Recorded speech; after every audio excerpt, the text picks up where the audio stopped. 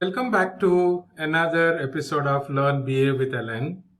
And today I'm going to talk about an interesting experience that I had in how silent stakeholders can be giant killers for your projects, and if I could have done something better as a business analyst. So let me narrate an incident that happened with a project.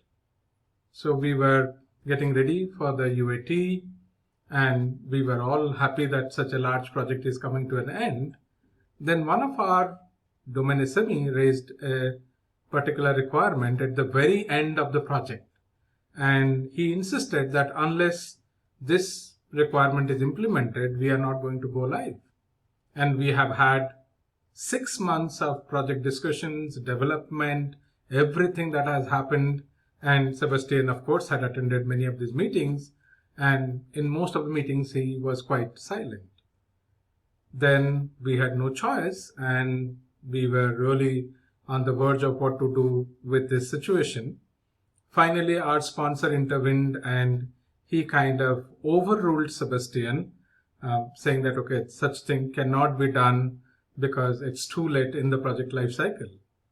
But if you realize, did we do something wrong in managing our stakeholders? And which is why we had to ask our sponsor to intervene in such a situation.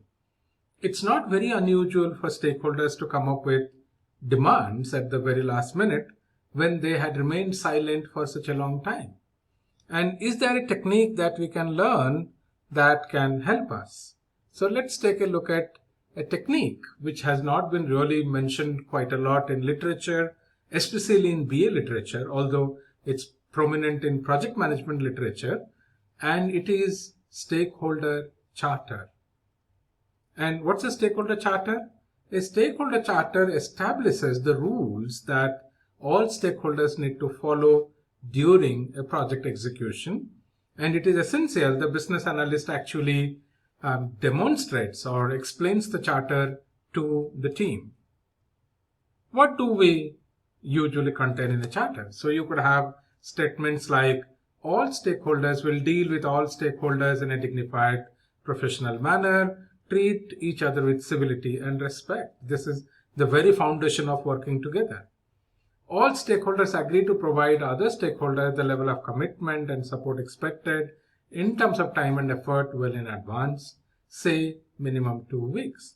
So we are keeping each other informed well ahead in time. Then we should raise any concern about the project or process in an open and timely manner. We should not hide anything. All stakeholders agree to attend all review meetings. And in case you can't join the review meeting for some reason, they should provide prompt approval and objection to the discussion points. So if we would have kind of provided this stakeholder charter to our stakeholder group, we possibly would have avoided such a non-pleasant situation in our project. Thank you for watching this video from Adaptive US. You will find many more interesting videos on our website. I would also recommend you to come and register on our e-learning portal called succeed.net.